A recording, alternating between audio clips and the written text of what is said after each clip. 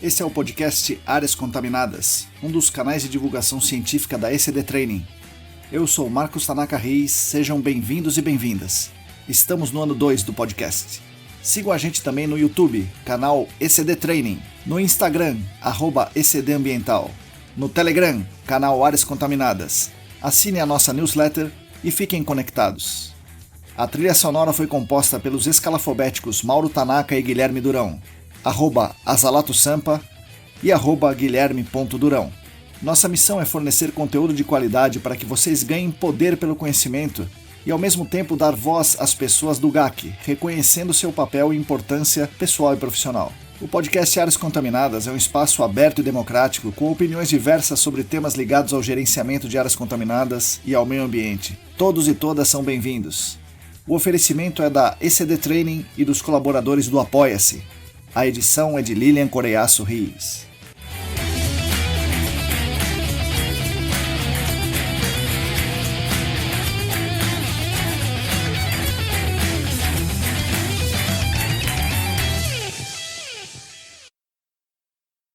Olá pessoal, para vocês que estão lavando a louça, recolhendo a roupa seca no varal, dirigindo, revisando os valores orientadores da CETESB, bom dia, boa tarde, boa noite. Eu sou Marcos Tanaka Reis e esse é o episódio número 97 do podcast Áreas Contaminadas, que é editado por Lilian Coreiaço Rios e oferecido pelos nossos colaboradores maravilhosos do Apoia-se. Contamos aqui no podcast com o patrocínio master da Clean Environment Brasil, que comercializa produtos e tecnologias para a investigação e remediação de áreas contaminadas. Acesse o site da Clean, www.clean.com.br. Contamos também com o laboratório E-Consulting como patrocinador ouro e a Vapor Solutions como patrocinadora ouro também. E contamos com a LabCris Análises Ambientais como patrocinadora prata. E, principalmente, especialmente, contamos com a companhia, com a atenção, com o tempo e com os ouvidos atentos de todos e todas vocês. Quem quiser e quem puder contribuir financeiramente conosco será muito bem-vindo, será muito bem-vinda e ajudará toda a nossa comunidade, garantindo a continuidade dos conteúdos gratuitos. Para fazer isso, entre no site apoia.se/ecdambiental, repetindo, apoia.se/ecdambiental. Lá você vai poder escolher a forma e o valor da sua contribuição, e a forma pode ser com boleto, pode ser com cartão, etc.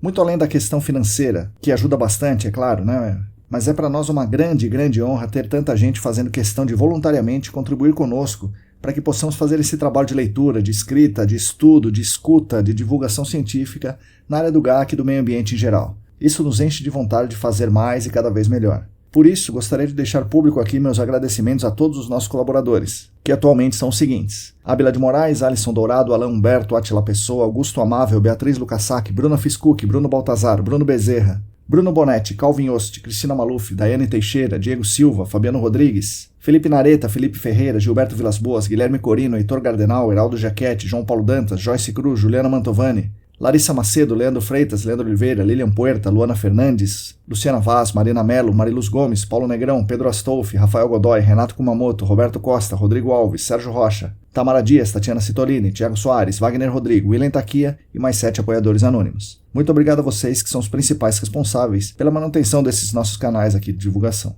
Queria avisá-los que estamos na fase final de preparação para o episódio 100 do nosso podcast. Será com certeza um belo episódio comemorativo e um marco na nossa jornada de espalhamento de boas práticas, de dar poder pelo conhecimento, de dar voz pelo reconhecimento para toda a nossa comunidade. A ideia desse episódio partiu da Jane Flor e conta com a participação ativa e indispensável de Alain Humberto, Diego Silva e Lilian Coreiaço Rios. A previsão de ida ao ar é 31 de março de 2022. Aguardem! Gostaria também de relembrar mais uma vez a quem está me ouvindo que a gente mantém uma newsletter semanal gratuita que eu mando por e-mail todos os domingos. Basta você preencher um formulário simples e com isso assinar a nossa newsletter.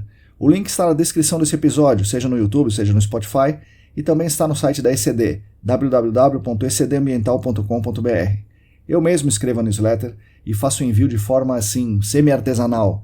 Eu prometo não enviar spams para vocês, pode assinar sem medo. Pretendemos dar uma pequena reformulada na newsletter, então peço aos leitores e leitoras que, por favor, preencham o formulário que enviei para vocês na última newsletter. Isso vai nos ajudar muito a conhecer vocês. Para quem ainda não assina, veja o link na descrição e, por favor, assine. E depois de assinar, leia, comente, compartilhe, faça críticas. Isso é muito interessante para nós, a gente gosta muito disso. Bom, nesse episódio aqui eu mostro uma entrevista fantástica em que aprendi muito com meu amigo Vidal Dias da Mota Júnior, o professor Vidal, da Universidade de Sorocaba, a Uniso. Ele nos brinda com uma aula maravilhosa sobre muitos aspectos da crise climática, ou crise civilizacional como ele chama, Com a sua história de vida, de garoto pescador e agricultor de Itaoca, no Vale do Ribeira, até ser hoje um sociólogo com mestrado, doutorado, pós-doutorado, muita experiência no setor público e na academia, elaborando políticas públicas, especialmente as políticas ambientais. Além disso, ele ainda nos conta a triste história de um caso muito importante de contaminação, que muitos de nós desconhecem, o caso da contaminação por chumbo em Adrianópolis, no Paraná. Uma das comunidades atingidas por essa contaminação de chumbo foi a chamada Vila Mota, não por acaso, pois muitas pessoas da sua família sofreram as mazelas dessa contaminação causada pela plumbo.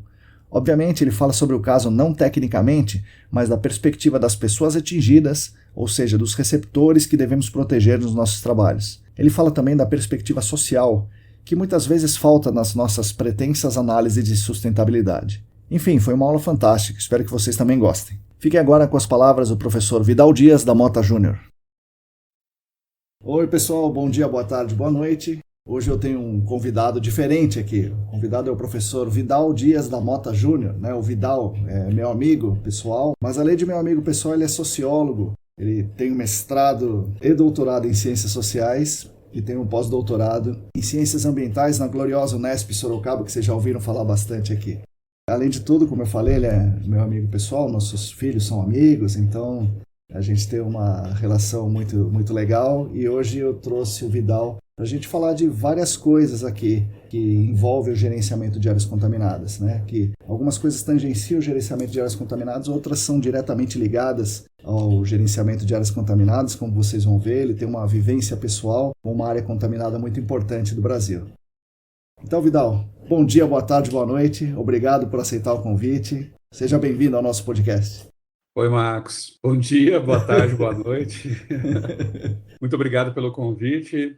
Vamos lá, vamos tratar de um tema aí bastante delicado e necessário. Então, um maior prazer poder contribuir com esse espaço tão relevante que você criou para disseminar informação sobre as reparações, né, nessa busca por reparações de tanta meleca, né? Que já vai ser editado, meleca pode manter. Pode, deixa a meleca aí. Tem causado tantos danos, né?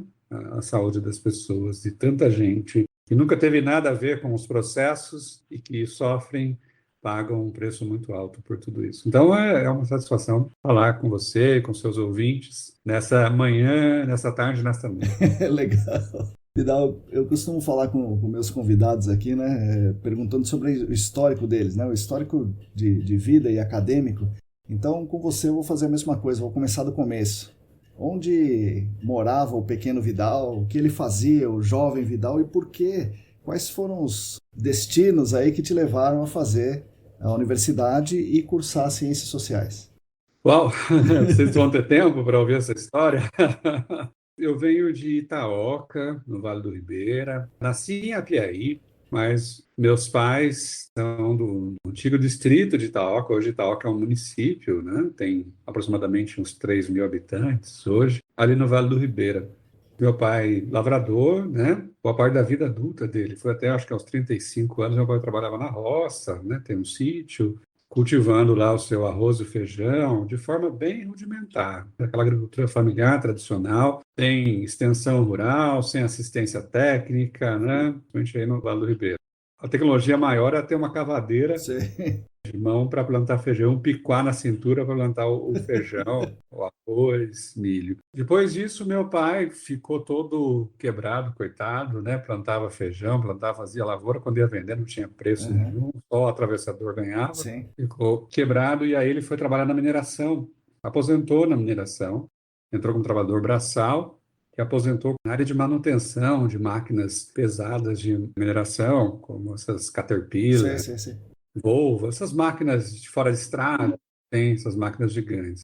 Na mina Serrinha, lá em Itaoca, que abastece a fábrica de cimento em Apiaí. A minha trajetória, bom, tem uma influência aí da trajetória do meu pai, então eu cresci num sítio, mas essa vida no sítio dividida com o período que você trabalha, né, ajudando nas funções. Mas eu sempre gostei muito de ler, e a leitura surgiu na minha vida por meio do material das SEBs dos anos 80. Sei. Comunidades eclesiais de base. Isso, né? Então, ou seja, meu pai sempre foi um católico muito atuante e ligado às SEBs, né? E as SEBs tinham um material muito legal, um Sim, sim, material sim. didático muito acessível. E famosos, né? São famosos nos anos 80, o Leonardo Boff. Isso, Frei Beto, né? Uma dessas missões das SEBs ficou muito material, muitos livros e revistas em casa. Eu tinha isso aos meus 8, 9 anos, né? E esse material me fez gostar muito de olhar a sociedade de forma crítica. E isso vai me fazer, conforme fui avançando no ensino fundamental, gostar da biblioteca da escola. Eu estudei em escola pública lá em Itaoca. A escola Cacilda, onde eu fiz até hoje, que é o quinto ano, já tinha uma biblioteca muito legal, onde eu li contos de Andersen. Passei a gostar muito de literatura, de contos. Depois do Fundamental 2, eu fui para Itaoca, uma cidadezinha. Tinha a escola Elias, que tinha até o ensino médio, onde terminei meu ensino médio. Mas acho uma biblioteca maravilhosa, uma biblioteca pública excelente, assim, de ter os clássicos da literatura, muitos livros de história, assinatura de jornal, né? Sei, sei, sei, sei. Pegava a Folha e o Estadão na escola, Uhum. né? Isso me fez gostar de ficar atualizado, de acompanhar as coisas que estão acontecendo. E aí tem o fato de ser ruim de bola também, né?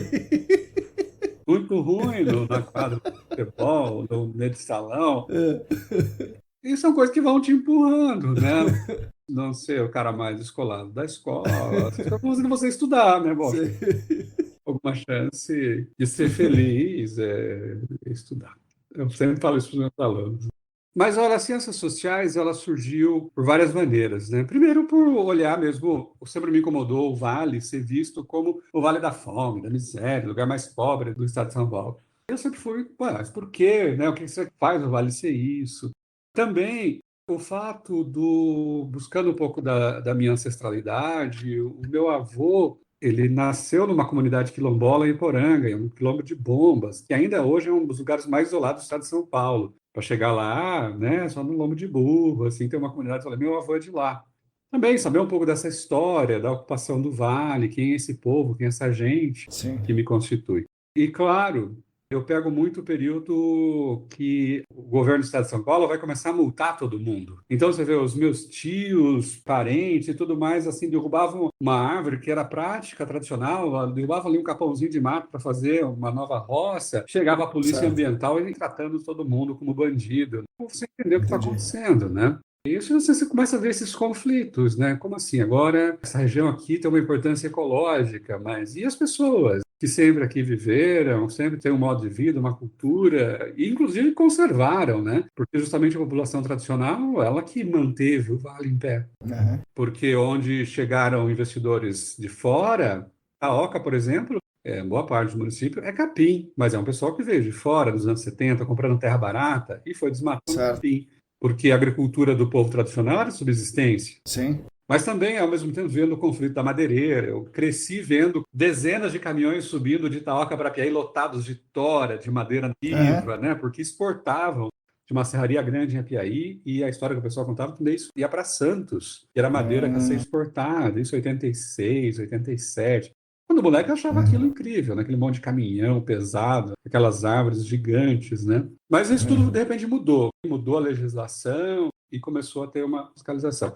Essas coisas foram me fazendo refletir. E também o fato de, em 91, Itaoca se emancipar de Apiaí. Aí eu passei a me interessar muito por política, né? Uhum. Eu sempre sonhei de trabalhar como fazer o lugar se desenvolver, trabalhar com administração pública. E, velho, mas o lugar tem que se desenvolver garantindo a preservação do recurso, gerar emprego, criar alternativa para os Uhum. jovens. Que no Vale do Ribeira não tem alternativas, não tem, né? A minha geração toda tem dois ou três lá. Todo mundo espirra para trabalhar como caixa de supermercado, né? Mão de obra na construção civil, esse é o destino da maior parte das pessoas de lá, né? Da juventude. E aí, as ciências sociais veio por, olha só, graças a um programa da Secretaria do Estado com a Unesp. Podem falar o quê da Rose Neubauer, Uhum. secretária de Estado da Educação, em 95? Os nossos ouvintes jovens aqui não conhecem, mas em 95 ela assumiu a Secretaria de Educação, fez muitas mudanças. A maioria de nós professores não gostava, né, Aham. das mudanças. Sim, sim, sim. Mas conta aí a parte boa. Ela concedeu uma isenção de inscrição no vestibular da Unesp, em 95, a política da Secretaria de Estado de Educação, para um aluno de cada sala da rede pública estadual. Isso chegou lá em Itaoca, né? E aí a diretora colocou assim, né? Bom, nós éramos uma turma, quem quer fazer? O pessoal nos comentários falou, eu quero.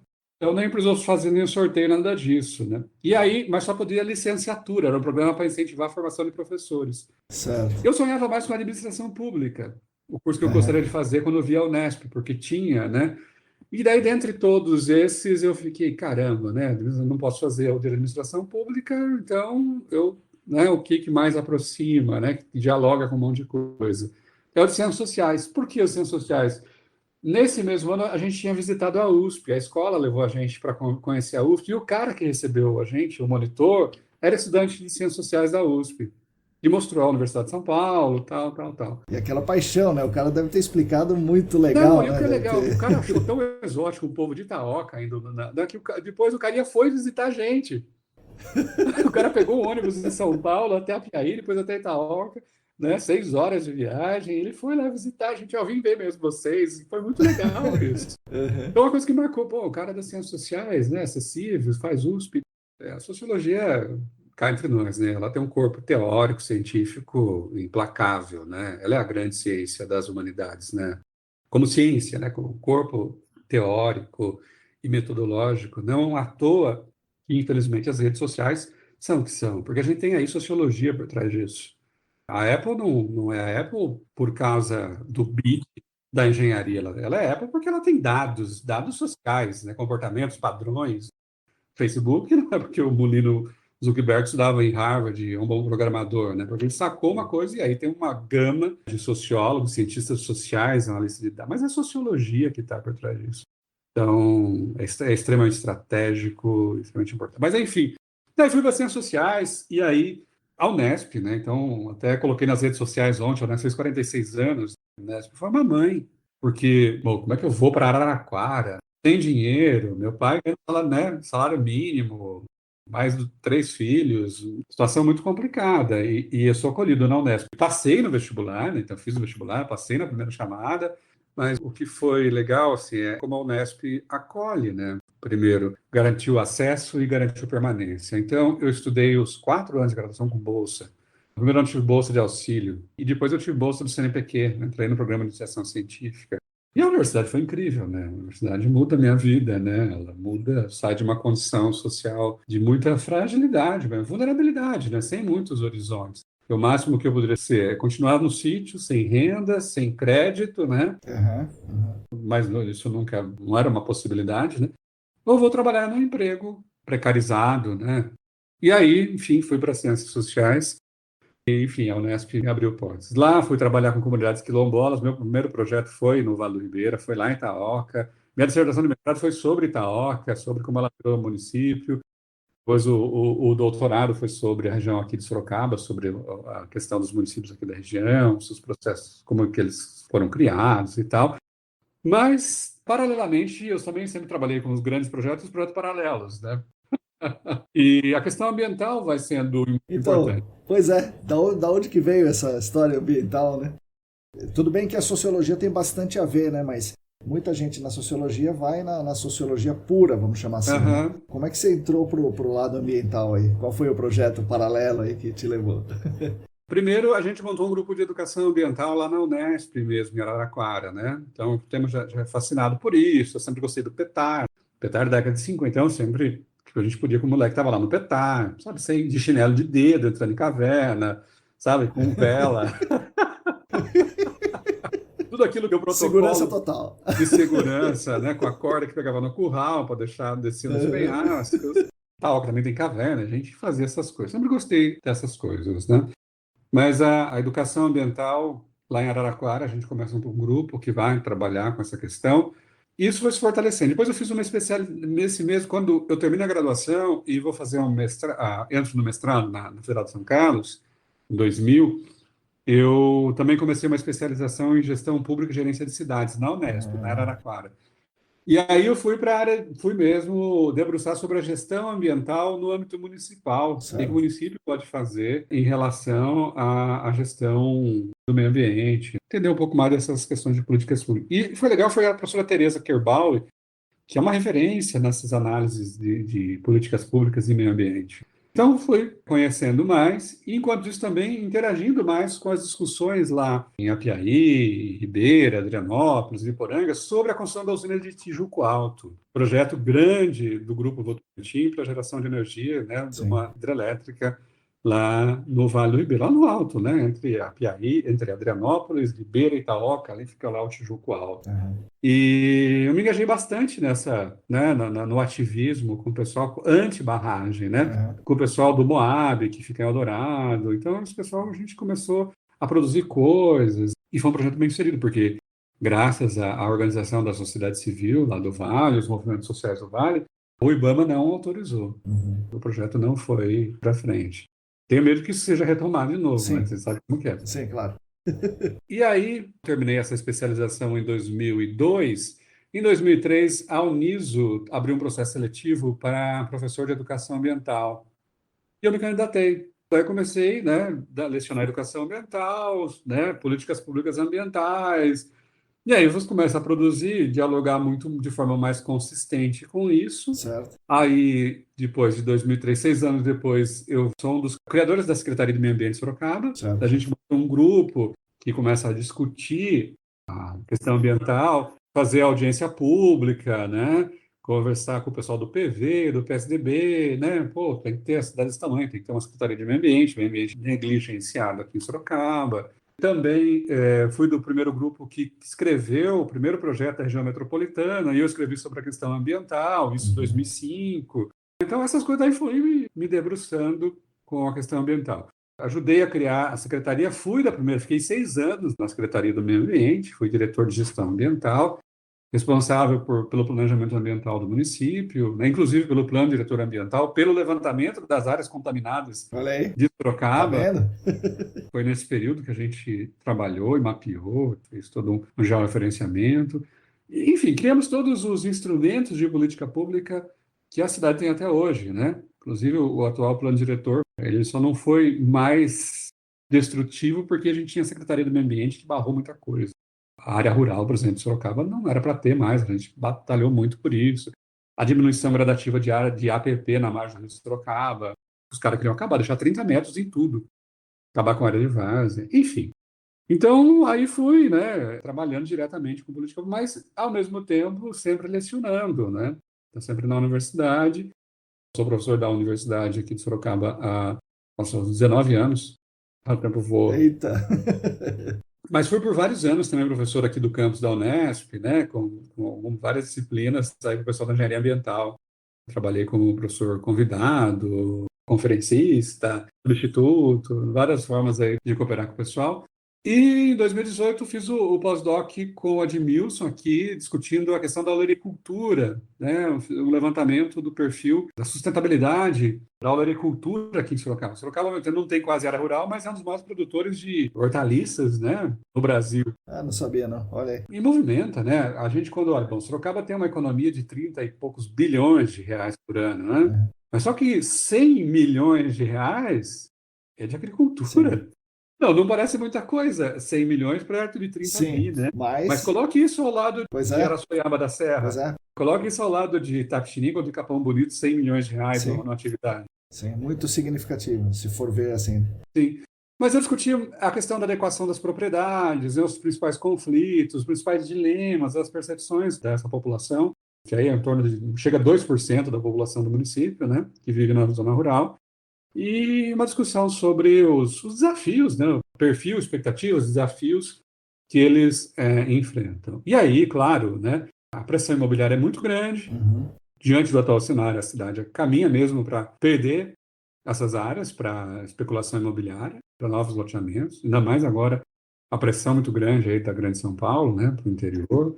A questão da sucessão das propriedades também é bem complicada, porque a população produtora está envelhecendo, Uhum. poucos jovens estão ficando no campo, e claro, isso reflete na qualidade dos alimentos, no preço dos alimentos, enfim, na segurança alimentar, e também conservação, né, porque ainda temos corredores ecológicos, né, dentro do município que passam essas áreas rurais. O proprietário sabe muito sobre a questão da importância da água e eles têm se preocupado com as nascentes, enfim. Agora, se tudo isso cada dia for transformado em novos loteamentos, ou novos parques industriais. É uma coisa muito preocupante. E a revisão do plano diretor está aí, né? Depois eu fui do Parque Tecnológico, fiquei 2 anos como diretor do Parque Tecnológico. Lá a gente trabalhou com a estratégia de... Eu trabalhava mesmo com a consolidação do território, do parque, da parte imobiliária, mas também a gente criou um contrato de gestão, né, com uma OS, para desenvolver toda a política de inovação do município. Passei pela Secretaria da Habitação, também outra experiência, e também fui assessor técnico da Agência Metropolitana. Na primeira, a gente criou a Agência Metropolitana, Sim. de criar o CNPJ, de colocar o negócio para rodar dentro É, da marca do Estado. é, Então, eu fui parte desse trabalho. Mas, então, eu já falei, então foi isso. Saí lá de Itaoca, sim. eu tirava leite no sítio, e hoje tento tirar leite de pedra aqui na política ambiental e também levar ciências sociais para as minhas turmas de graduação e pós. Não, legal. A gente fala bastante nas áreas contaminadas, nos nossos grupos e tal, a gente fala sobre meio ambiente, né, sobre o ambientalismo e coisas do tipo, temos que reduzir o consumo de petróleo, então nós vamos usar carros elétricos, né? Então, só que o carro elétrico usa bateria de lítio, e o lítio você tem reservas limitadas, e para você extrair o lítio você causa um impacto ambiental muito grande. Mas a gente precisa de lítio? A gente precisa ou não precisa? Então, Vidal, qual é um impacto aceitável? Porque senão os caras falam pra gente assim, pra mim, então nós vamos voltar na idade do antes do Pedro Álvares Cabral? Ou nós vamos voltar no caçador-coletor? Como é que a gente equaliza, se é que existe como equalizar, o impacto ambiental e a vida, né, a vida das pessoas, principalmente das pessoas pobres? Existe alguma forma de equalizar isso aí ou o impacto é inevitável? E se o impacto for inevitável, é inevitável para quem, Vidal? Ok, Marcos. Vamos lá. Nós temos várias vertentes de análise, de compreensão e de proposições para a superação da crise que nós vivemos, que muitos colocam, ao meu ver, equivocadamente como uma crise ecológica. Não existe crise ecológica porcaria nenhuma. É uma crise social. É uma crise de uma sociedade. É uma Sim. sociedade em crise, é uma civilização em crise. E essa crise é bastante complexa. Falar para você é só um fator que nos leva a essas encruzilhadas, acho que eu seria bastante infeliz. Mas é um primeiro ponto que a gente não pode ignorar. Essa é uma crise criada, estruturada, gestada e mantida dentro do hipercapitalismo que a gente vive hoje. Nesse mundo, nesse capitalismo altamente concentrador de renda, altamente centrado no modelo que privatiza os benefícios Sim. e socializa os As danos. externalidades, sim. Isso, né? Nós estamos vivendo essa realidade. Porque o capitalismo tinha, e principalmente esse capitalismo ultraliberal, ele se pautou a partir da década de 80 com uma ideologia muito forte de promover crescimento, de resgatar o crescimento econômico, de combater o Estado, né, o Sim. Estado ineficiente, gastão, pouco que não inova, e com isso estimulando o fortalecimento de corporações privadas e um processo desenfreado de financiarização da economia. Tudo isso nos leva a um contexto, a um conjunto de ideias que no campo das ciências sociais é chamado de modernização ecológica, tá? As teorias da modernização ecológica. Essas teorias, elas acreditam que dentro do próprio capitalismo é possível criar mecanismos que regulem, que controlem Sim. toda essa voracidade do capital, que é ganhar cada vez em menor espaço de tempo, né? A lógica do curto prazo. Sim. Botar freio e botar controles. Mas isso, como nós estamos vendo, não está funcionando. Sim. Há olhos muito claros. Ou seja, a mudança do clima é a questão mais evidente de todo esse processo. Eu gosto muito de lembrar isso, eu falo isso para os meus alunos sempre. Em 1990, o IPCC dizia que nós tínhamos que reduzir as emissões em 65%. Sim. Em 1990. Só que de 1990 a 2022, as emissões, Aumentaram. elas quadruplicaram, não sei, mas elas mais do que quadruplicaram. Eu tinha esse número, eu não estou vendo a cabeça.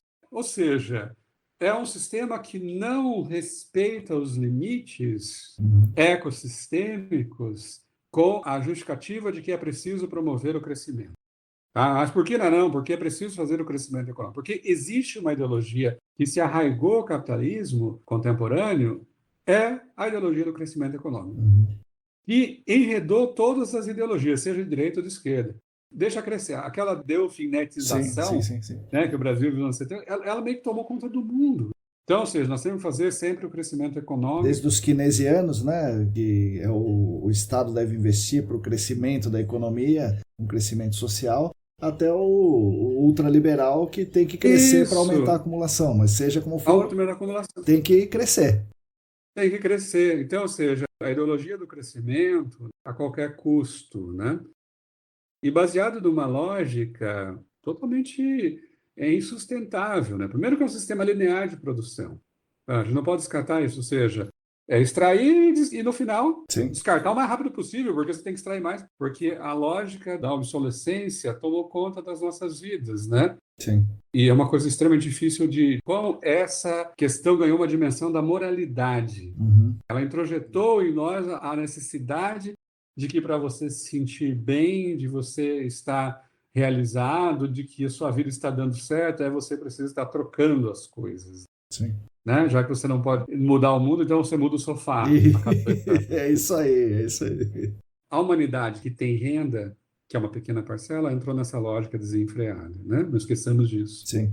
Também não podemos... o problema é o consumismo. O consumismo de quem, né? Sim. É de uma parcela muito pequena. A maior parte não consome. A maior parte da população mundial, né? Ela padece de uma carência, né? Ela tem uma carência material gigante. Bom, mas essa modernização ecológica, ela vai trazer medidas que são, no mais carinhoso e cuidadoso termo, paliativas. Então, ou seja, elas no máximo conseguem criar uma roupagem bonita, um penteado bonito para uma noiva que já é bem conhecida desse casamento, né, que não vai dar certo. E nesse sentido, para nós, dentro da sociologia, nós vamos ter a sociologia vai ter vários campos de análise sobre a questão ambiental. Como eu disse, a modernização ecológica, então, que acredita que é por meio do avanço da tecnologia, né, a gente vai encontrar soluções. Nós vamos ter aquelas que acreditam que a humanidade sempre vai encontrar a tecnologia, então vai encontrar essa solução, e aquelas que são radicalmente contrárias, assim, olha, capitalismo e ecologia são antagônicos, é água e óleo. Essa lógica não vai nos levar mesmo, né, à extinção, né? Ou seja, nós estamos nos autodestruindo. Mas vale a pena lembrar que o tema ambiental é um tema que cresceu na sociologia a partir dos anos 80. Até então, o sociólogo não estava muito preocupado em discutir isso daí. Estava querendo discutir classe, evolução, identidade, poder, né? Então, só recentemente que a gente tem essas linhas que se desenvolveram e analisam. Mas é importante, assim, o que está claro hoje para a sociologia. Existe uma crise, sim, e uma crise de um modelo de sociedade. Essa sociedade, para promover a sua estrutura, que é produtiva, ela criou um processo extremamente viciado que precisa ser superado. E nós não temos, portanto, consenso sobre o melhor caminho. Então, nós vamos ter desde essas que estão alinhadas ao capitalismo, que acreditam que por meio de uma reforma, de ajustes, nós cheguemos a um equilíbrio, e aqueles que estão no outro estão dizendo, não, enquanto existir capitalismo, o capitalismo é movido pelo conflito, ele é movido pela criação de desigualdade, de exploração, e, portanto, é preciso superar essa forma de produção para que tenhamos um outro modelo que seja justo nas relações sociais e nas relações do homem com a natureza. Sim, legal. Eu não sei se eu te respondi, mas enfim. Respondeu, com certeza. Mas é um tema que... A gente pode falar aqui só de sociologia ambiental, né? Sim. Então, essa questão tem um desdobramento muito forte. Para citar um autor, tem o Giddens, que também tem umas coisas que eu gosto, quando ele fala da modernidade, mas eu gosto muito do Ulrich Beck, um sociólogo alemão que morreu em 2015, uma perda, um grande sociólogo, aliás, um visionário. O Ulrich Beck, ele escreveu em 1986 um livro chamado Sociedade e Risco, lançado aqui no Brasil pela EDUSP. E eu acho incrível esse texto. Incrível. Não sei se você chegou a ler. Não. Eu recomendo muito. Ele vai dizer que o capitalismo, fundamentalmente o capitalismo, ele vai criar a questão de quão nós vamos nos sujeitarmos aos riscos sem que eles estejam devidamente dimensionados. Ele vai dizer, então, ou seja, nós entramos numa lógica de que é isso, né? A discussão, por exemplo, está tendo agora do 5G. Está dando um pau nos Estados Unidos sobre a questão que o 5G, essa tecnologia interfere no sistema de comunicação dos aviões, né? Então, mas os caras já lançaram. Sim. Mas como assim? O risco, né? É a Covid, né? Isso. Não temos os riscos mapeados, mas vamos tocar a vida em frente. Porque... Vamos tocar a vida. Isso. Então, ele percebeu isso em 86. Teorizou sobre isso em 86, tá vendo? Né? Ele conseguiu trazer isso para o texto, para a análise, né, para a teoria, de quão nós entramos na lógica, né, do alto, nós estamos nos impingindo um alto risco. A sociedade contém uma sociedade, mas um alto risco que nós nos colocamos como sociedade.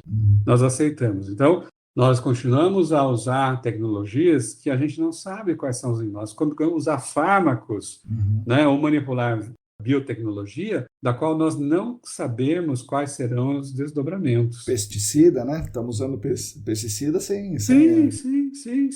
Então, esse é um ponto muito interessante, uma das contribuições muito importantes, que torna, por exemplo, a sociologia do professor Beck extrema. Ele foi professor visitante aqui da USP, inclusive, né, na sociologia. Extremamente atual. Né? Esse risco que vai se autoimpondo e que não há um controle sobre os riscos. Então, não existe, né, esse mundo que é volátil. Nós estamos todo o tempo sendo cercados por riscos. Nada é efetivamente tão seguro quanto as instituições querem nos dizer. Então, a gente vive nessa vulnerabilização. E nisso ele vai mostrar que falta governança, que não existe governança, não existe interdisciplinaridade, ninguém dialoga com ninguém. Nós vamos ter a visão do imediatismo, né, que é a visão de mercado. E tudo isso só vai criando o quê? O Gibbs é chamado um carro de Jagrenar. É um carro do ritual indiano, cultura indiana, não lembro qual a religião, mas é o carro de Jagrenar, um carro que passa por cima de todas as pessoas que participam do ritual. Tal. Algo que vai passando por cima de todos nós, mas que é criado por nós mesmos. Enfim, a questão da sociedade de risco, por mais a sociedade em rede, nos levou a essa situação da pandemia. Você muito bem colocou. Essa velocidade das conexões também faz com que os vírus, né, as ameaças biológicas, patogênicas, também se alastrem muito rapidamente. Mas, enfim, então existe um campo nas ciências sociais, na sociologia, que está muito dedicada. Aliás, né, você não entende epidemiologia sem sociologia. Sim, exatamente. É impossível, porque você está relacionado a comportamento social, né? A comportamento de grupo. A questão da pandemia no Brasil e a tragédia que ela também tem relação de como nós nos constituímos como seres sociais, né? Como que a nossa socialização, a necessidade de sair, a necessidade de contestar, o contexto da nossa educação, né? Da relação que a gente tem com as instituições, a gente confia em quem, né? Na nossa sociedade, enfim, é todo um campo incrível aí de análise, né? Mas você perguntou para onde estamos indo, né? É mais ou menos isso. A gente sabe que a gente está indo para um caminho muito complicado, né? Um caminho de sofrimento. Eu não consigo ver diferente. Eu falo isso porque, bom, nós estamos vivendo aí uma extinção em massa. Né? Ou seja, nós estamos vivendo crise hídrica. Nós estamos tendo a perda de biodiversidade num ritmo que só parece que o último meteoro, né? É isso mesmo. Agora, ao mesmo tempo, né, Marcos, você falou, nós vamos voltar para a Idade das Pedras. Olha, essa hipótese não está descartada. Não está descartada pelo seguinte, e é fato isso, não sei se daqui a 100, 200 anos, né? Futurologia não é ciência, né? Mas são possibilidades. Marcos, nós não temos, você falou do carro elétrico. Nós não temos nenhuma fonte de energia capaz de substituir o petróleo. Não existe. Bom, a gente sabe que energia eólica Não Sim, vai resolver. sim, É importante? Óbvio, extremamente importante e é incrível, né? sim, sim. Mas ela vai resolver a demanda energética? Não vai. Solar também não, né? Até pode dar, até pode ser. Você pode cobrir todo o território do Brasil com painel. Sim, Vamos, né, painelizar tudo, né? sim, Eu acho sim. que você consegue suprir a demanda aí do continente, talvez da América do Norte, já que eles consomem 25% da energia do Sim, mundo, né? sim. Mas você não tem, com a tecnologia de hoje, uma solução que consiga fazer com que a energia solar supra a demanda. Ela é complementar? Sim, é excelente. Não vejo a hora de ter aqui em casa. Sim. Eu não sei por que que as companhias de eletricidade deviam pagar isso para a gente. Senão eles não lucram, Vidal. Não, mas olha que modelo. Mas se eles reforçam a segurança deles para distribuir para novos empreendimentos, Aham. não, eles estão gerando Sim, também é para eles verdade. É venderem. verdade. Não, não entendo. Eu acho essa conta. Bom, enfim, é para vocês engenheiros criar uma startup nessa área. Isso, olha aí. Olha aí, pessoal. Bom, mas o fato que energia solar a gente teria que cobrir com a tecnologia de hoje, teria que cobrir o Brasil, acho que para alimentar os Estados Unidos, né? E para chegar a distribuição até lá, acho que também. Ia Lá perder. mandar por navio, né? Uma bateria gigante para abastecer os carros. O que? Energia nuclear, até onde eu saiba, é uma energia não renovável, né? Sim, Não é? sim, Você chega um momento que às vezes você fala, vamos investir tudo em nukes, né? As nukes aí, com todas as centrais nucleares. Além do risco sim. de algum operador entrar bêbado, né? Ou a falha de projeto, Aham. né? Ou cair em mãos erradas, Ou um enfim. tsunami, né? Um terremoto, É, né? Como Fukushima, né? Então pode acontecer tudo, né? no Japão, Sim. por exemplo, fala isso para os alunos. Eu fico imaginando um lugar né, que não seja mais sério, que o pessoal quer fazer um remendo com Durepox, Pois com é, umas coisas. pois é. Imagina. Eu fico assustado com isso, né? Apreensivo, né? Lugar que tem que cortar sempre recurso, né? Sim, Ah, não, tá sim, tendo um corte de gastos, sim. né? Pois é, pois é. Para a gente financiar campanhas, sei lá, né? Para atender as emendas dos parlamentares, vai ter que tirar o recurso. E não precisa nem ser para isso, para atender os investidores estrangeiros que querem as reformas, né? Pode ser até para isso. Sim, sim. Bom, enfim, energia nuclear, ela é incrível, né? Do ponto de vista tecnológico, mas mesmo você, nessa matriz, até onde eu tenho lido como leigo, né? Ela não consegue suprir a demanda, né? Enfim, então o que que você vai ter? O mundo hoje a gente sabe que a produção agrícola ela depende do petróleo. Nossa agricultura é petróleo, Sim, sim. é irrigada a petróleo. A energia solar seria feita com petróleo também, né? As placas solares, né? Sim, sim, sim, para as placas, para a instalação, transporte, você vê toda essa questão. Bom, até as vias são feitas de asfalto, né, que é Sim, petróleo, sim. enfim. A gente vê alguns locais, a gente pensa na questão da própria ocupação da humanidade na Terra, né? Nossa, só viaja por causa do petróleo. Sim. Eu fico imaginando, no próprio Estados Unidos, né, ou, enfim, mas pode ser qualquer outro lugar, ou vamos pensar o interior do Brasil, né, você pensa a região da Amazônica, só é possível porque tem petróleo. Ou mineração ou petróleo, né? Enfim, senão ninguém estava interessado Não, lá. sim, mas para funcionar, hospital, Ah, sim. escola, você tem que ter para o transporte e Sim, mobilidade. sim, sim. Sim, Mas algumas áreas só são habitáveis, a gente sabe, por causa do petróleo, são muito quentes, precisam de refrigeração, sim, sim. ou são muito frias e precisam de aquecimento. Pois é. Não tem sol. Enfim, até onde eu saiba, o petróleo supre demandas as mais diversas, as mais variadas, nos mais diversas circunstâncias, né, Sim. que a gente tem. E a gente não tem um substitutivo, até onde eu saiba. Mas só que o pico da descoberta, até onde eu saiba, já deu, né? Sim, O pico das reservas, né? sim, Já consumiu a metade. Existe muito petróleo, mas inviável sim, economicamente. sim. E daí vai ficar mais caro, né? Talvez não. Isso. E daí? E Pois daí, é. como é que você vai pensar nas cidades, Sim, nessas cidades espalhadas, com os subúrbios, né? Aquele modelo americano, mas que as nossas cidades vão criando também esses condomínios afastados, esse modelo de transporte. Então, tem muitos desafios, desafios gigantes. e aí você está dizendo que involuntariamente pode acontecer de voltar no caçador-coletor, não porque nós estamos preocupados, mas porque será inevitável que vai acabar esgotar as reservas. Sim, e aí tem que repensar a economia, né? Vão ter que pensar em economias locais autossustentáveis. Não dá para Uhum. eu ficar comprando, pensar que no meu café da manhã, né, vai ter maçã vindo do Chile. Sim, o maçã norte-americana, vinho da França, como a classe média gosta, Sim. cerveja da Alemanha, não é? É, café da Colômbia, né? Café da Colômbia, né? Parece que isso vai, num futuro, vai ser meio que impensável, né? Porque isso vai ter que otimizar a capacidade local, né? Não porque os ambientalistas estão falando, mas porque é o que vai acontecer.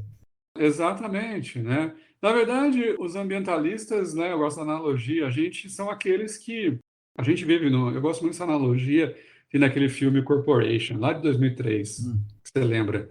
A gente vive numa civilização em que a maior parte de nós acredita que nós estamos voando, sim, sim, sim, sim, estamos sim, fazendo um sim. voo de Sim. cruzeiro. Mas, na verdade, quando a gente olha para essa questão dos recursos, né, da forma como desperdiçamos recursos, né, a gente tá caindo de bico, né? Sim. E aí, os ambientalistas estão dizendo, olha, tá dando errado, não tá Olha o voando. cometa aí, o cometa está chegando. Não, mas estamos voando, olha que velocidade, olha que vento na nossa cara, né? Uhum. Mas é o solo se aproximando e vamos nos esborrachar. Mas é uma notícia que ninguém quer, gosta de ouvir, né? Sim, sim. Principalmente porque, assim, bom, justo na minha vez. Pois é. Ou o cara toma medidas individuais, né, achando que isso resolve o problema, né? Sim, Ou sim. eu não uso o saquinho plástico, ou eu faço xixi no chuveiro para economizar água, Aham. enquanto que ele não está vendo, como você falou, a sociologia já analisou isso, né? O capitalismo é o que faz isso aí, né? E a gente Sim, ou torce para a tecnologia dar conta, né? Como uma vertente da sociologia que você falou, existe isso, né? Torce por isso ou acha que vai acontecer isso, que ou vai encontrar caminhos, né, por si só. ou se não encontrar o caminho é não ter o capitalismo, porque então nós temos que os ambientalistas têm que se conscientizar disso, Estamos na encruzilhada. que a ação individual não vai adiantar. É bom lembrarmos, né? Essa nossa sociedade é histórica, Uhum. né? Nós estamos vivendo um momento da história. E o capitalismo, essa forma de pensar, né?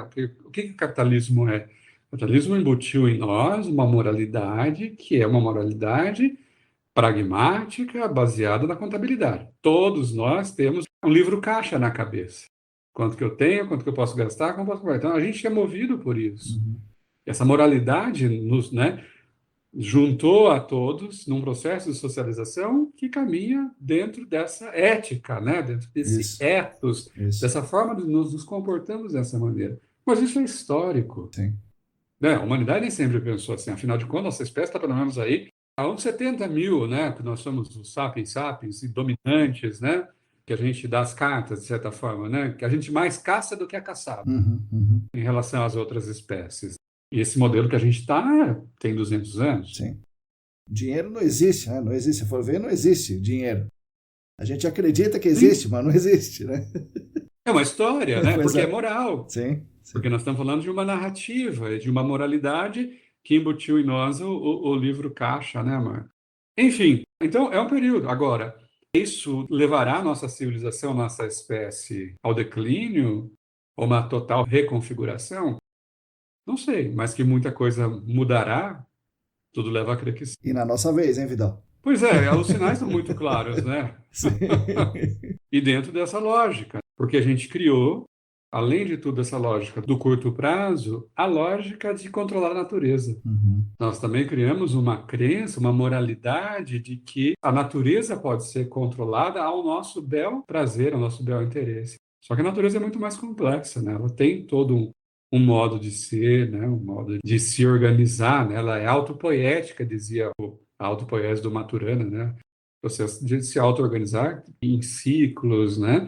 Em processos que a gente muitas vezes ainda não compreende, mas a gente intervém e a gente desarticula esses sistemas naturais. E isso recai em nós mesmos. Enfim, Marcos. Legal.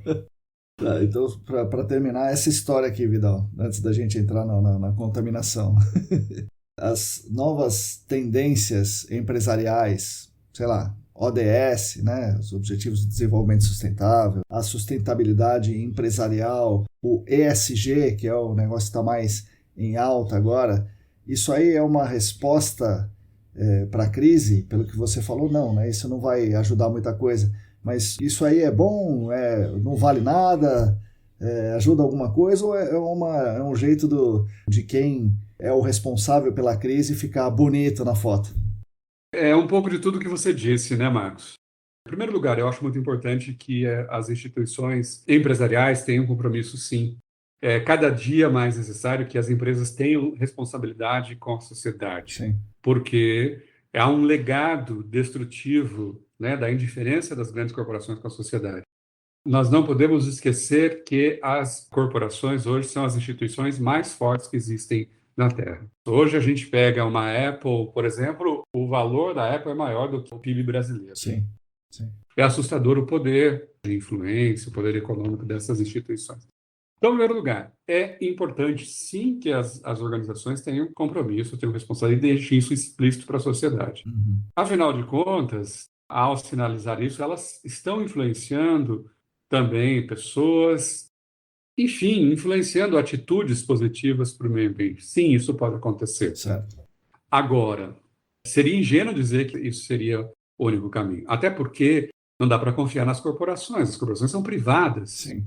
Agora, o que a gente precisa entender é como que a gente pode fazer com que essas instituições tão poderosas tenham controle social. Precisa ser um mecanismo em que elas possam agir, não por um controle interno de auditores e tudo mais, mas que passe por mais controle da sociedade na sua diversidade, para que ninguém seja prejudicado. Principalmente essa questão da que a gente comentou no começo, a externalização. Porque a história do crescimento econômico do século XX é a história das externalidades. Sim. Ou seja, pessoas que não participam das transações, que não tem nada a ver com o negócio, estão pagando com suas vidas. Sim. Não, isso não faz sentido. Muito desproporcionalmente, né? Totalmente desproporcional. São milhões de pessoas que sofrem todos os dias o efeito da contaminação do ar. Mas nem todos os milhões estão usufruindo dessas transações, desses negócios relacionados a esse tipo de energia, a esse tipo de mobilidade, a esse tipo de produção. Então, você tem que ter mecanismos efetivamente muito mais eficientes de controlar as instituições empresariais. Tá? Então, isso é uma coisa. É claro que na visão, a visão liberal, dita liberal, né? Ela tem arrepio de qualquer palavra chamada Controle, controle. sim. Sim, Questão de controle público, aí não. sim, não, não, não pode. Peraí, só pode ser entre agentes. Não, a gente sabe que só agentes agindo no mercado, a gente chega a Brumadinho, Uhum.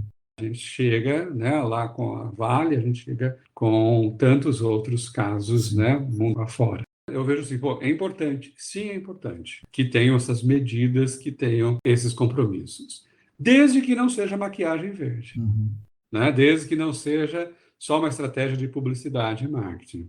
Porque isso é muito recorrente. Sim. Outro dia eu estava vendo uma caixa aqui de fósforo em casa, madeira, como é que é? Sei lá, tinha ecológico no rótulo da caixa de fósforo, mas ecológico. Pois Os é. caras na cara dura, né? Você quer um produto igual, similar a qualquer outro no mercado. Sim, sim. Não tem nada aqui, é o papelão que está ali, né? A madeira que eles usam, certamente compram de fornecedores desse mercado, de madeira que não é nativa, né? Sim. Então, fósforo ecológico, né? Não Ele, tem nada ele ecológico. segue a lei, né? Então já segue a lei, é Sim, ecológico. sim. Palha de aço, outro dia também estava no pacote ecológico. Mas o que tem de ecológico? Pois é. E assim vai, né? Você Sim. tem muitos oportunistas nesse campo todo. Então, tem que se tomar medidas também para se evitar, né, esses que querem fazer essas maquiagens, né? Sim, é possível criar negócios mais sustentáveis. Nós temos que estimular negócios que minimizem impactos, e fundamentalmente os impactos sociais. Uhum. O que é impacto social? Empresas que as pessoas não trabalharem, não adoeçam, Uhum. que façam produtos que não façam mal ao meio ambiente depois do seu uso, que tenham um ciclo de vida mais longo. Sim. A gente já também aprendeu que as empresas, elas sim, elas são mais produtivas, é um modelo que garante maior produtividade. Só que hoje, maior produtividade não está sendo garantia de equilíbrio, né, com o ambiente. Sim. A gente produz mais, mas cada vez mais em descompasso com os tempos e com os ciclos ecológicos. E isso precisa ser redimensionado. Agora, as empresas sim precisam estar efetivamente tendo a questão ambiental como uma questão estratégica para os negócios. Independente do regime, do sistema, acho que empreendimentos sempre haverão. E eu acho importante que essa cultura seja disseminada. Agora vamos para o nosso pequeno mundo aqui, ainda com um olhar sociológico, mas vamos sair do meio ambiente mais global e vamos para um caso de área contaminada, Vidal. Tem uma vivência pessoal importante sobre um caso de contaminação que é famoso, né? Um caso brasileiro que é talvez um dos mais famosos do Brasil, que é o caso da contaminação por chumbo em Adrianópolis. Né? Então, Vidal, conta o que é que você sabe disso, né? Qual é a sua vivência pessoal, o que é Adrianópolis, né? Onde fica essa cidade? As pessoas ouvem falar da contaminação em Adrianópolis, mas não conhecem a cidade, né?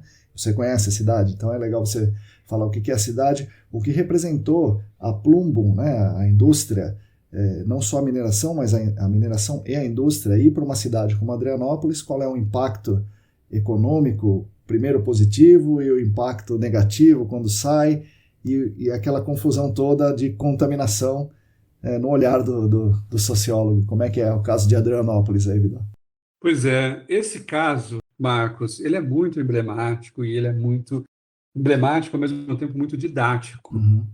porque ele é muito representativo do nosso modelo de desenvolvimento, infelizmente, recorrente no campo de mineração. As atividades de mineração no Brasil são sempre marcadas por desastres ambientais. Sim. Então, sempre foram extremamente predatórios. Desde se recorrermos ao que acontecia lá nas Minas Gerais. Sim. A história lá da Bolívia em 1500 e alguma coisa, Sim, né? Em Potosí. Potosí, pois é. Sim, sim, sim. Casos absurdos ali, né? Então, Sim, sim. E que no Brasil nós temos uma história, né, de tragédias no campo da mineração brasileira, porque ela sempre foi tradicionalmente feita, claro que há exceções, sim, há exceções, sim. mas tradicionalmente é um modelo feito de forma irresponsável e de forma estruturada para causar danos nas mais diversas dimensões, por ser feita, né, às pressas, feita sempre aligerada, sempre com essa visão de curto prazo, sempre pela falta de fiscalização e controle por parte do Estado, né? A gente sempre teve uma negligência também por parte do Estado e, claro, muito conivente para os agentes privados que sempre quiseram enriquecer de qualquer modo, né, a qualquer custo. Então, Adrianópolis é representativo disso, mas é uma história que não pode ser esquecida, porque é aquela questão da euforia e a tristeza. Se eu não me engano, a mineração começou lá em 1937. 1937. Não tinha nem começado a Segunda Guerra Mundial. Uhum. Até, inclusive, foi o senhor aí chamado Adriano, que vai dar o nome à cidade. A cidade se chamava Paranaí antes. Adrianópolis fica ali, ela é a região metropolitana de Curitiba, Certo, mas ela é divisa com São Paulo. certo. Ela está ao nordeste, Vale do Ribeira, paranaense, né? O rio Ribeira nasce no Paraná, nasce perto de Ponta Grossa, daí ele vem, passa por Cerro Azul, depois por Adrianópolis, aí entra em São Paulo e vai desaguar ali em Iguape. São quase 400 quilômetros da nascente até a foz. Bom, Adrianópolis é a região do Alto Vale do Ribeira, região montanhosa, região de vale, né? De vales profundos, e ao mesmo tempo com algumas áreas com mais de 1.000 metros de altura, Caramba. de um domínio climático ali muito parecido com o de Curitiba, e de formação geológica, pelo que eu saiba, muito antiga, né? Nós estamos falando da Serra do Mar, Uhum. e com muitos afloramentos minerários, muita gente tem muito minério aí na Serra do Mar. Um dos mais abundantes é o calcário. Sim, sim, sim. Até por isso tem muita caverna em Sim. toda essa região, né? O Petar, que é a região de Intervales, né? Depois Caverna do Diabo. Lá, então, houve a descoberta do minério de chumbo, né? Diz que um vendedor, né, tava andando, viu uma rocha, né, uma A amostra de galena, rocha, né? então, e Isso. daí foi ver, é galena isso aí, vamos... E analisou e era mesmo, daí chegou o tal do Adriano e comprou tudo, não sei, é uma lenda que eu ouvi, não sei se É, é... mais ou menos essa história, né? E aí você vai ter... E a região é muito abundante. Japiaí, por exemplo, no começo do século XX, já teve uma fundição de chumbo. E que fechou devido a Plumbo, devido lá a Adrianópolis. Certo. Mas esses processos, né? Esse processo nosso de mineração e de fundição, ele sempre foi feito de forma muito Arcaica. arcaica, né? Muito precária. Mas, por uma região extremamente carente de agricultura de subsistência, uma região que, ali do Vale do Ribeira, ela não viveu os grandes ciclos da economia do Brasil. Ela ficou à margem. até pelo seu próprio relevo. Estou falando assim, quais são esses grandes ciclos? Por exemplo, o interior de São Paulo. A gente teve aqui ciclo do algodão, não consegue plantar algodão lá. Sei. Ciclo do café, não é a região propícia para o café. Uhum. Você vai ter regiões que são propícias para cultivo de feijão, cultivo agrícola, mas lá vai ser agricultura de subsistência, não consegue produzir em grande escala. Então, a descoberta de uma jazida é vista no primeiro momento como uma bênção. Sim. E esse processo de constituição, né, lá na década de 30, dessa mineração, né, ao mesmo tempo que tem a mineração em túneis, né, aquele, todo um complexo de montanhas que vão virar um queijo suíço, né, tá nos veios lá do chumbo.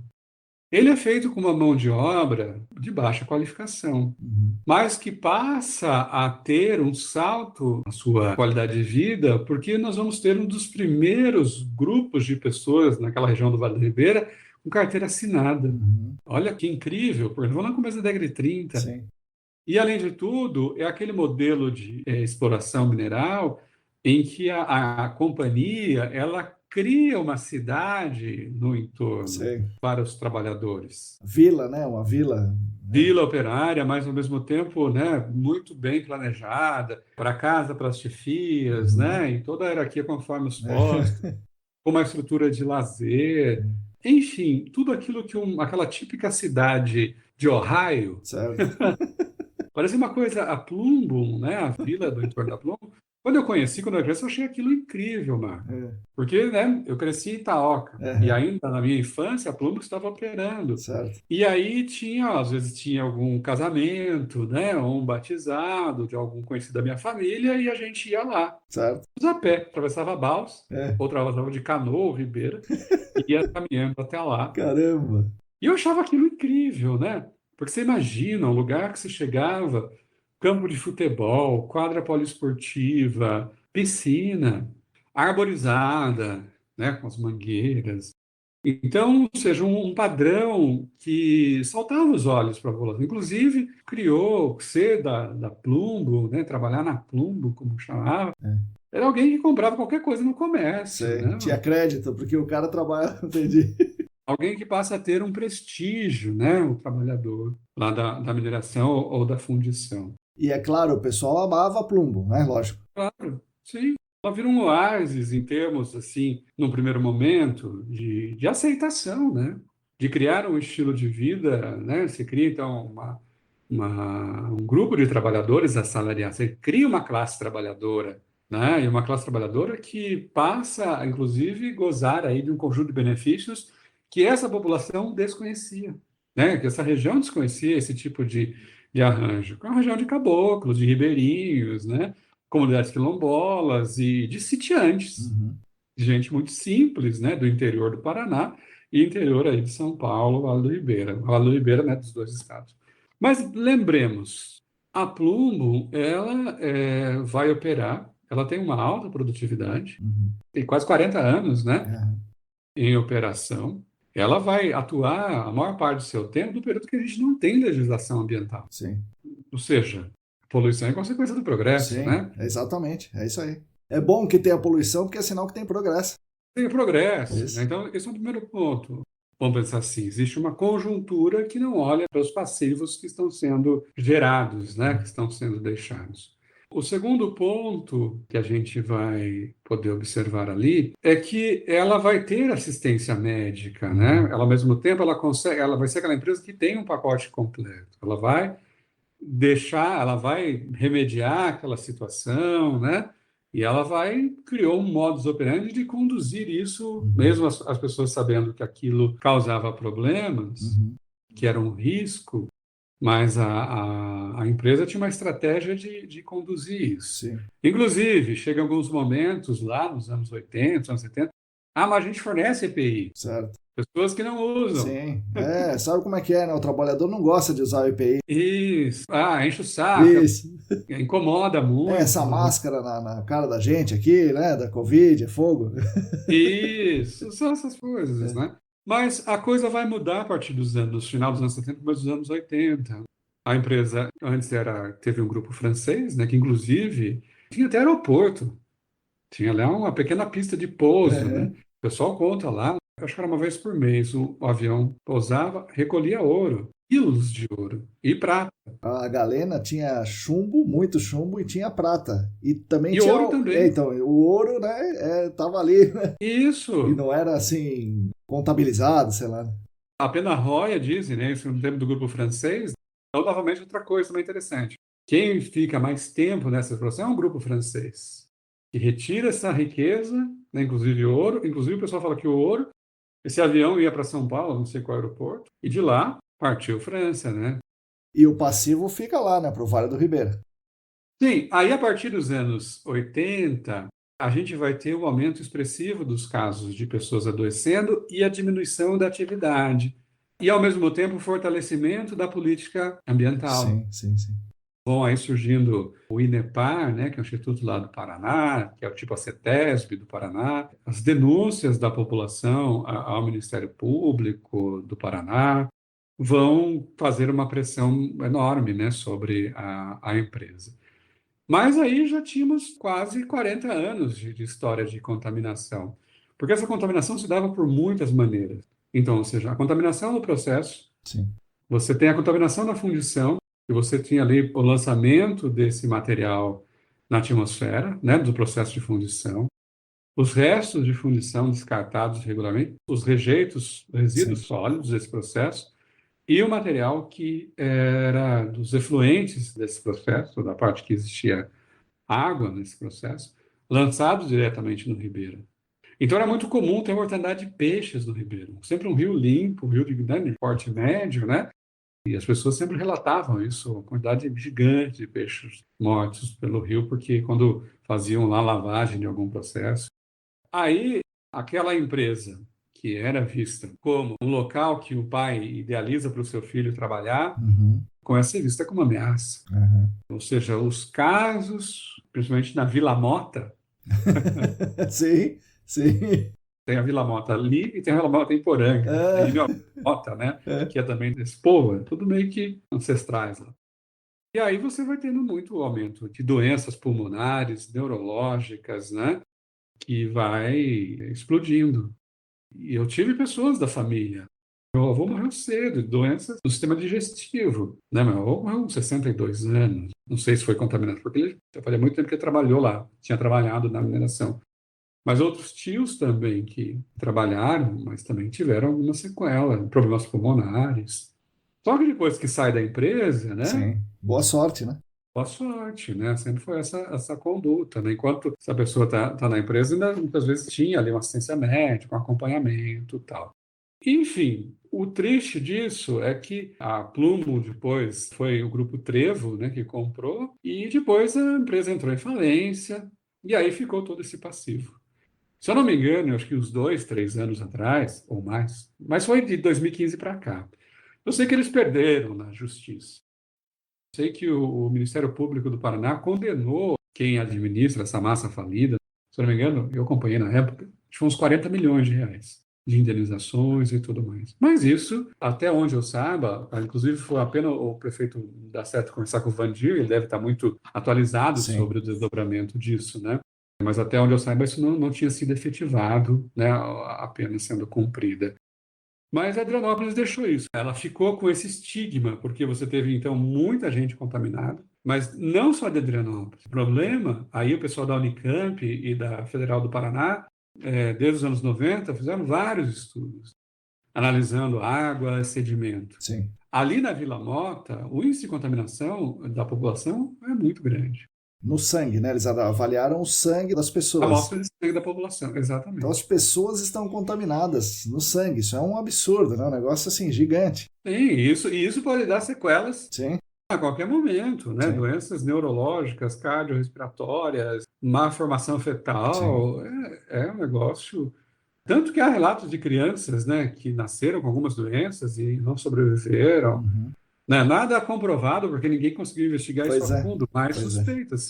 E você tem uma contaminação, e o que é trágico, além de você ter contaminação dessa população, a contaminação do Ribeira foi parar em Cananéia. Sim. 400 quilômetros de pluma de chumbo que é detectável até hoje. Eu vi um dos casos, fizeram análise isotópica, né, e comprovou que, pelos isótopos, que o chumbo de Cananéia tem origem ali, em Adrianópolis. Sim, isso. E aí, Marcos, eu lembro, hoje está tudo aterrado, mas o local onde eles jogavam a escória eram pilhas e pilhas, mas pilhas assim, do tamanho gigantes, eram montanhas, vamos dizer, eram morros daquilo na beira do Ribeira. Eu vi isso na minha adolescência. E aquilo a céu aberto. Isso eu estou falando de 94, 95, né? Eu lembro até, acho que 94 a gente foi jogar bola na Plumbo, time da molecada lá do meu bairro, né? E aí eu fiquei espantado com aquilo, né? E elas são abertas, uma região que é úmida. Quando chega o período agora de chuva, chove pra caramba no vale. O vale é chuvoso, a menos de 30 metros do Ribeira. Pois é. Olha o tamanho da fonte ali, né? A gente nas áreas contaminadas, para achar uma fonte de chumbo pequenininha, a gente pena ali, tem uma montanha de chumbo, pô. Um montão de chumbo. Eu sei que, assim, parece que esse material eles aterraram por lá mesmo, né? Eu não sei como é que está o controle disso. Vi que uma parte disso foi usado para fazer estrada. Sim, mais ou menos igual o Santo Amaro lá da purificação, Sim. né? Igual a Cidade dos Meninos também, com o BHC, aterraram as estradas. Sim, sim. Usava, assim, na estrada rural para fazer a estabilização, a perenização da estrada rural, lá da estrada da Pluma para Adrianópolis, né? Eu peguei, vi essa prova e inalei essa poeira. Esse problema, então, fica evidente, né? Ele passa, então, a percepção da poluição se dá a partir dos anos 90, a empresa fecha em 95, mas aí você vai deixar esse imbróglio, né? Jurídico, legal. Primeiro, as pessoas ficam desempregadas, então ela empregava centenas de pessoas, seja do setor de alimentação, né, ao setor de transportes. Adrianópolis entra num declínio enorme, a cidade era super, ela te gozava de um status, né? Afinal de contas, recebe os royalties, né? Sim. Tem uma arrecadação, uma fonte segura de recursos na administração pública. De repente, a cidade bumba, né? Ela despenca, ela empobrece muito. A cidade de Adrianópolis tem 6 mil habitantes. Aliás, Adrianópolis é um município incrível. Eu preciso conhecer mais. Eu conheço essa parte praticamente. É. Mas Adrianópolis tem o tamanho do município de São Paulo, quase 1.400 quilômetros quadrados. Sorocaba tem 400, então dá mais de 4 territórios de Sorocaba, né? Um município enorme e bem protegido do ponto de vista de mata nativa, né? O Adrianópolis tem, acho que eu mostrei para você outro dia, Sim. acho que 45% do território é mata nativa, tem um parque estadual, tem cavernas. Mas só agora, 2008, que teve a via que dá acesso a Curitiba, a BR-476, pavimentada. Antes era terra, era um negócio assim para você ir de jipe mesmo. Era bem difícil, né? Mas houve uma questão muito delicada, que foi a estigmatização da população. Porque além das pessoas perderem o emprego, essas pessoas vão buscar emprego em outro lugar e vão receber porta na cara, porque é o pessoal do chumbo. Se eu contratar esse cara, ele vai ficar doente. Vai ficar doente e eu que vou ser responsabilizado. Isso! Então, um estigma muito grande em relação aos trabalhadores e à população de Adrianópolis. Tá? Isso identificado em vários trabalhos, principalmente o pessoal da Federal do Paraná, trabalharam muito com isso, né? Ganhou muita repercussão a estigmatização, né? A marginalização do trabalhador de Adrianópolis. Olha a dimensão do Sim. impacto, né? Pois é. Então, ou seja, isso vai impactar a autoestima dessa população. Então, antes de um lugar que tinha um orgulho de ser uma cidade mineradora, de ter ali uma empresa sólida, e de repente tudo isso desaba, porque a empresa vai embora e deixa eles com toda a intoxicação, com todo o veneno. Então, uma atividade típica da mineração do Brasil. Sim. Tradicionalmente é isso que é feito. Você vem, extrai, você favorece um determinado grupo, um determinado país, e depois você deixa a população extremamente vulnerável. Hoje, Adrianópolis só conseguiu dar uma melhorada, né, porque eles hoje têm uma cimenteira grande lá, um grupo catarinense montou uma fábrica e aí gerou mais empregos e tal. Porque a pecuária no município continua sendo extensiva, pouco produtiva, né, e pouco geradora de emprego, né? O turismo é muito incipiente. O atual prefeito ele tem procurado investir nisso, né, mas ainda é incipiente porque faltam equipamentos para o turismo, tem grande potencial. Mas o passivo ainda não foi resolvido. As ruínas da mineração ainda continuam lá, gente. Você Nossa. passa em frente, você vê aquela mina abandonada, parece do Velho Oeste. Sei. A vila também, né, abandonada, pouca gente morando, abandonado, sem cuidado, empobrecido, né? Então, aquele cenário decadente, aquela mina mesmo do Velho Oeste. Sei. A mina secou, mas com esse impacto, né, ambiental, ecológico, o Ribeira, bom para ter cascudo, né? Aham. E aí é um perigo, né? Tem que tomar cuidado, porque o bicho fica revirando o fundo do rio. Isso, ele que vai pegar, vai acumular todo o chumbo, porque se o sedimento está contaminado, né, Sim, sim. vai no peixe. O mandi, Sim, bagre, sim, são peixes que vão para o fundo. E aí, então, hoje, então, a situação, né, é ainda um município, continua sendo um município pequeno, né, é um dos mais pobres do estado do Paraná, então, ou seja, isso também se repete, né, em tantas outras histórias, né, aquela cidade que vive o seu auge, depois ela entra em declínio. E o passivo está lá, então é uma área que requer, né, acho que deveria ser mais estudado para a área da engenharia ambiental, de química ambiental, né, mas também, do ponto de vista aí sociológico, tem muita coisa para ser explorada, né, em relação à população afetada, né, como que ela sim, vem superando tudo isso, né, como que ela tem sobrevivido, analisar como que a justiça, né, sim. tem atuado, tem muita coisa ali em Adrianópolis. Mas é um reflexo de tudo isso que a gente tem falado, do modelo do ciclo da mineração no Brasil. As mineradoras têm uma dificuldade muito grande de fazer um processo sustentado, né, de planejar a retirada do material, o seu processamento e depois o encerramento, né, a recuperação dessa área degradada. Lá no caso, foram décadas feitas sem critérios, sem boas práticas, né? E olha que doido, né? Que a história, as pessoas, as famílias eram condenadas pela roupa dos funcionários. Porque o cara levava a roupa para casa e lavava Para lá casa. E e a esposa, né? A esposa acabava lavando a roupa. junto com a roupa delas mesmas, né, das crianças. Isso. E contaminava todo mundo. Parece um negócio radioativo, né? Lembra uma Chernobyl, tá? Devido às proporções, mas essa coisa de como que vai se capilarizando a contaminação. Sim. Os telhados, forro das casas, Sim, a poeira, né? muito grande de poeira contaminada, né? Um problema sério.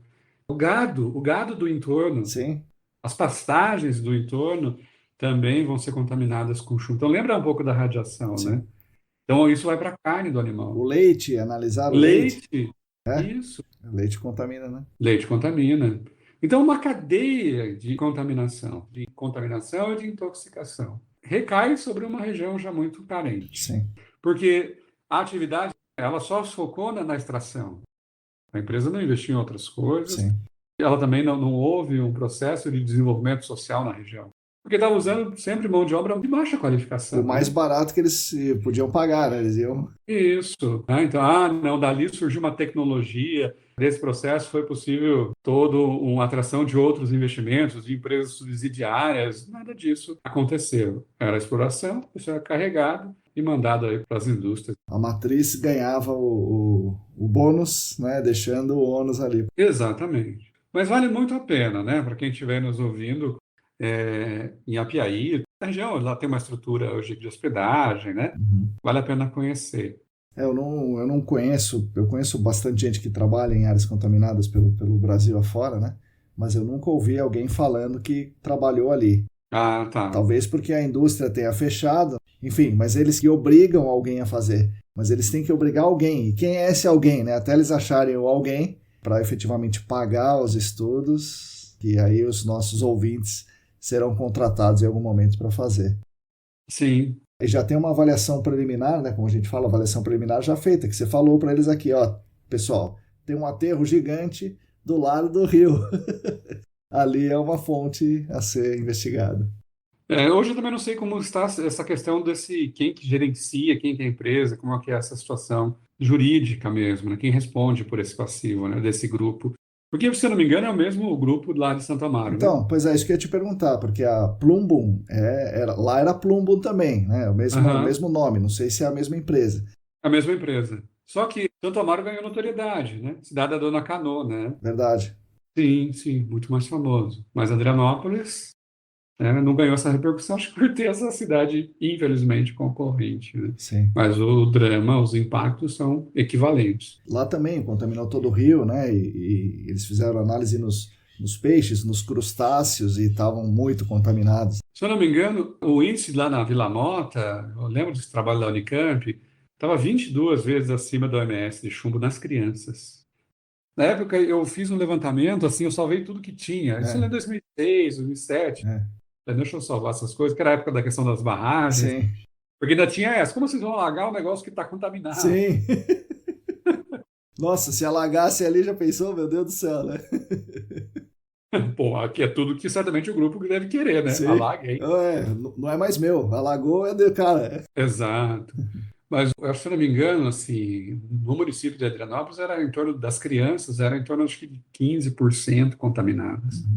Só que Adrianópolis, lá em 15 anos atrás e hoje, a pirâmide pouco mudou. Município que não tem jovem, não tem adultos quase, né? Todo mundo vai embora. Sim. Você tem muita criança. Sim. A pirâmide é muito ali, Sim. baixa. Sim. As crianças brincam na água, brincam no rio, né? Tá, aquela coisa de cidades pequenas do interior.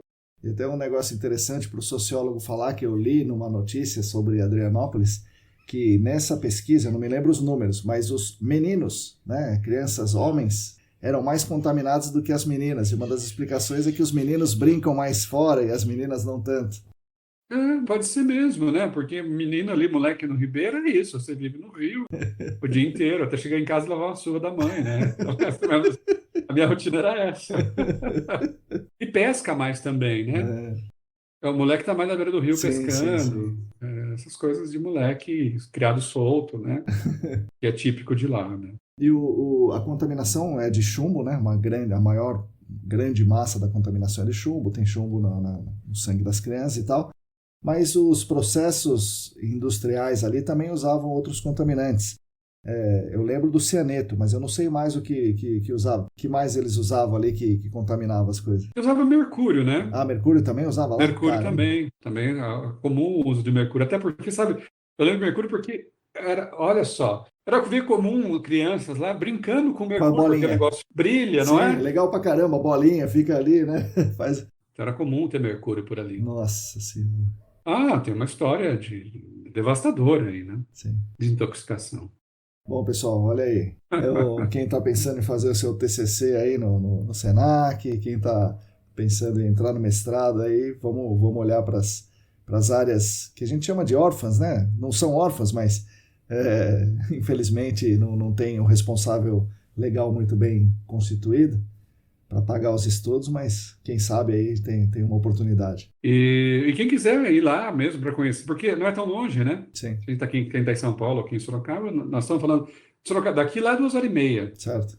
3 horas no máximo, né? Não estamos falando de um lugar tão distante. Sim. Vale a pena. Quem tem um Jeep, Sim. 4x4 é legal para fazer, porque é estrada de terra, essas coisas, sabe? Beira Sim. do Rio Ribeiras. A beleza, a região é linda, cenicamente, né? Mas também quem gosta de pedalar, um lugar ótimo para um pedal. Muita gente que nos ouve aqui gosta de pedalar em trilha e de caminhar em trilha também, muita gente gosta. Sim, lá é uma região, né? Ou mesmo andar de barco no rio, rio ainda preservado, né? Coitado, contaminado, mas preservado, tem vida, é um rio vivo, né? Enfim, é uma região muito, muito rica, né? Com muita história e um povo muito acolhedor também. Gente muito humilde, mas super acolhedora, que é a população tradicional, né? Gente que está ali há muito tempo, é uma parte da população dessa região aí do Vale do Ribeira. Aliás, que é a região pioneira de ocupação. O Brasil começa por aí, né, gente? Quando o pessoal chega em Cananéia, Itanhaém, Cananéia, São Vicente, não sobe primeiro para São Paulo, sobe o Ribeira, né? Atrás de ouro. O primeiro lugar a ser encontrado ouro é o Vale do Ribeira. Interessante. Registro não é registrador, é o lugar do registro do ouro, que a coroa vai... Onde registrava o... Isso é século XVI, XVII, antes do ouro em Minas, né? João Antiga. Caramba. Quatro. Iporanga fez 400, São Paulo fez 460, agora acho que Iporanga fez 450. Região muito antiga. Caramba. Mas que, infelizmente, né, marcada por essa. Que é também outra história. O Vale tem duas grandes histórias, Adrianópolis e o Valo Grande, né? Que são dois crimes ecológicos gigantes, né? O Valo Grande é outra história incrível. Né? O que aconteceu lá? Essa eu não sei. Não conhece a história do Valo Grande? Não. Vamos dar outro podcast. Olha, gente, Vale Grande, é só brevemente, mas isso vale mesmo outra conversa. Vale Grande, o Rio Ribeira Então nasce lá no Paraná, passa certo, por Adrianópolis certo. e caminha por Itaoca, Uhum, Iporanga, Eldorado, né, uhum, Registro, tá, deságua em Iguape. certo. Tiveram a brilhante ideia, no século XIX, É, né, levaram para o imperador e o imperador apoiou uma das obras públicas do século XIX. Viram que existia um ponto que o Ribeira passava nas costas da cidade de Iguape. é. Então era só falar assim, mas a gente faz um atalho. Porque ao invés de fazer horas e horas de Uhum. navegação levando ouro, arroz, né, produtos do Vou sertão, passar aqui mesmo. a gente faz esse canal. Nossa, é o Love Canal do Brasil, Vidal. Aí abre o valo. Só Nossa que o rio, Senhora. esse abre o valo na seca, quando vem a época de cheias, o que que vai acontecer com a força? Nossa Senhora, meu Deus do céu. Você teve praticamente a metade da cidade de Iguape destruída Meu Deus do pelo céu. canal. Você destruiu o porto. O Iguape era o principal porto paulista na província de São Paulo no começo do século XIX, É, e ele vai perder essa posição porque assoreou tudo. E a cidade de Iguape, que tem cidade de Iguape, é um patrimônio histórico, quem conhece uhum, Iguape, tem um é, casario colonial é. aqui, belíssimo, Sim, né? sim, sim. Que é do seu período áureo, do seu porto. Antes dos caras terem essa ideia maravilhosa. Verdade, mas não, opa, otimizar a produtividade, vamos, né, vamos fazer mais com menos, né? Questão de anos, acabou, inviabilizou, né, o porto, inviabilizou a cidade, e Iguape é um dos maiores municípios de extensão territorial do estado de São Paulo e é um dos mais pobres, né? Desde então, Iguape nunca cresceu. É o Valo Grande. É aquela história que você contou antes. O cara não presta atenção nos riscos, né? Vamos fazer aí. Sim, sim, sim. E aí hoje existe uma discussão, né? Muitos são favoráveis a fechar o Valo, só ter o curso normal, que existe no curso, né? Outros falam, mas se fechar, e aí como fica toda essa área que foi toda, né, tomada pelo Nossa rio? Senhora. Até o cemitério que tinha na cidade foi embora. Nossa Senhora, meu Deus do A história céu. do Valo Grande é uma história, é um dos maiores desastres, está nos anais, né, dos maiores desastres, e um dos primeiros desastres ambientais, induzidos, enfim, Sim, sim, sim. o Império Dom Pedro. Olha aí. Nossa Certo, Senhora. com mão de obra escrava, né? Sim. Para fazer o canal, né? Para passar assim. Mas era assim, um canal, sabe, tipo canal Sei, inglês, sei, sei, sei. né? Que a Inglaterra é cheia daqueles canais que Sim, ligam uma cidade a outra. sim. Era uma coisa, a ideia era aquela. Só que aqui na Nossa. Inglaterra, né? Então, tem um pouquinho mais de água ali, né? Velocidade, Pois força, é. umidade, Nossa, solo diferente. meu Deus do céu. O Valo Grande é uma baita história, viu? Esse é um caso que eu sempre trago aos meus alunos, né? Dessa coisa. Vai intervir, ou dos riscos de intervenção. Ele não conheceu os próprios ciclos, né? Respeitar os meandros dos rios. Sim, sim. Pobre Iguape. Nossa Senhora. Tanto que Ilha Comprida hoje tem mais prestígio que Sim, Iguape, pois é. né? Todo mundo fala, vou para Ilha Comprida, né? Isso. Iguape só o Senhor Bom Jesus, que é o padroeiro de Iguape, que é o padroeiro meio do Vale do Ribeiro, né? A gente fala qualquer coisa assim, você se espanta Senhor Bom Jesus de Iguape. Entendi. Mas é uma baita história essa. História de engenharia, da engenharia Pois nacional. é, meu, que coisa, rapaz. Essa é bom saber, viu? A gente como não é uma área contaminada, né? Então a gente acaba Aham. não prestando atenção, mas muito interessante. Olha Iguape, pega o Google Maps aí, o É, Google Earth, e veja Iguape, veja o canal certo. chegando. Vamos ver isso aí. Legal. Vidal, uma outra, última pergunta aqui, assim, antes da gente falar as palavras finais. Muita gente me pergunta, e daí agora você, como um legítimo pós-doutor, vai responder para nós. Pós-doutor é título ou não? Não, não é título. É um estágio, né? Um aperfeiçoamento, né? Não, o cara fala, não, pós-doutor, não, o cara é doutor, né? Mas ele fez o Aham. pós-doc ali, né? Aquela Sim, sim. pesquisa direcionada. É só uma ginástica acadêmica. E no seu caso, como é que você fez? Você era da Uniso, né? Naquele momento, e foi fazer o pós-doc na Unesp. E você fica vinculado à Uniso ou à Unesp nesse momento aí do pós-doc? Não, vinculado à Unesp, né? Eu estava fazendo a pesquisa pela Unesp, Ah, né? tá. É uma iniciativa particular mesmo, né? Certo. E aí eu ofereci uma disciplina de política pública para o pessoal lá da pós-graduação, foi bem legal. Estamos discutindo o Estado e as políticas ambientais do Brasil. Alguns que estão me ouvindo devem ter feito essa disciplina aí, então. Espero que sim.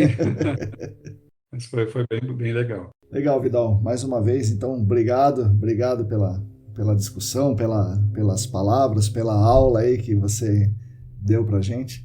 E agora é o momento final, o podcast é seu. Você pode falar o que você quiser agora. Cantar, falar do Corinthians e tal. Não, do Corinthians não. Aliás, eu nem pronuncio esse nome, é um ato falho. Ih, deixa eu desligar esse podcast aqui. Não, só agradecer, Marcos. Poxa, que bacana. Obrigado pelo convite, fico muito honrado. As iniciativas de divulgação científica, né, isso que você está fazendo, eu acho mais do que nunca essenciais, né? Então, você tirar esse tempo, dedicar esse trabalho, ele é incrível, ele é necessário, ele é estratégico, ele é relevante, porque está lá, né, a gente passa a indicar para os alunos, para colegas, né, para ampliar a discussão, ampliar a reflexão. Então, eu só tenho a agradecer. Eu espero que as minhas falas, né, tenham trazido algumas perspectivas aí para o ouvinte, né, que ele reflita, né, que todos Sim. nós, eu acho que a gente reflita, mas que a gente passe também a entender que a reflexão ela tem que se desdobrar na politização. Sim. Né? A gente vai ter que entender que tem uma dimensão que é política de tudo isso. A gente quer, bom, eu estou inconformado com tudo isso, bom, então a gente tem que fazer alguma coisa. Sim. Isso é político, né? Não estou falando para você ser político, Sim. né? Com um candidato, até pode ser, que também não está precisando de político bom nessa história, Sim. né? Sim. Mas quando a gente pensa em agir, a gente está sendo político, a gente está pensando, né, não só mais em si mesmo, né? Não somos mais em si mesmado, preso em nós mesmos. Mas, bom, a gente precisa fazer isso. E o que está fazendo já é um ato político. E quem está ouvindo também já está tendo um ato político. Oh, peraí, eu estou buscando algo mais, ouvir outras pessoas. E com isso a gente vai fortalecendo o campo, porque a questão ambiental, ela ganhou uma força em termos de visibilidade. Agora ela precisa de força para aterrissar as coisas. Uhum.